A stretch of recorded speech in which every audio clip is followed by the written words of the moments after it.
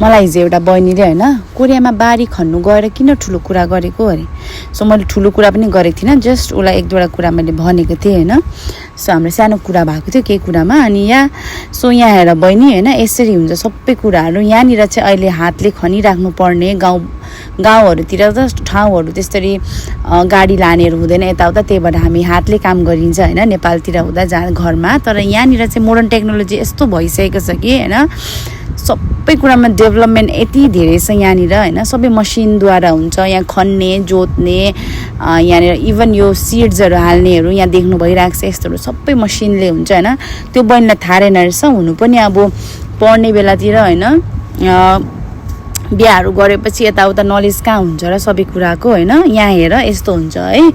So यहाँ हामी नेपालीहरूको बानी चाहिँ हैन अलिकति हुन्छ नि अरूलाई डिस्क्रिमिनेट गर्ने, आफूले के भन्ने, अब आफू पनि एबल हुँदैन हैन। ऊ अहिले बुढाको पेन्सन खाएर बसिरहेको छ मान्छे, त्यस्तो मान्छेले चाहिँ अरू मान्छेलाई चाहिँ बारी खन्नु गयो यताउता अरे। यहाँनिर बहिनी महिनाको 2,50,000 छ है।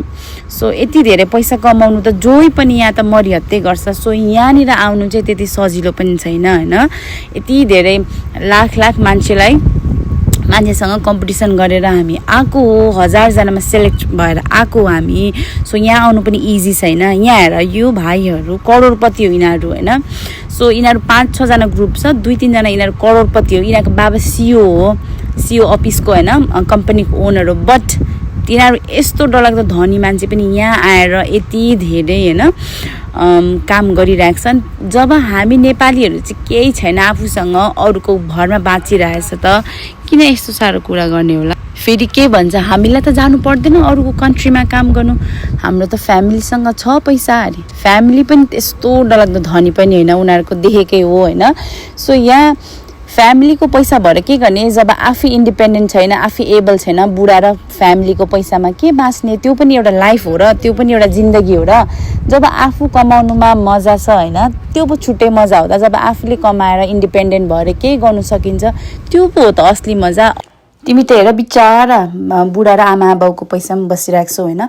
हामी त यत्रो एजमा, तिम्रो जत्रो एजमा त आमालाई के मनपर्छ, बाउलाई के मनपर्छ, बाजे बोजूलाई के मनपर्छ, सबै विशहरू पुरा गरिदिनु सकिरहेको छु हैन।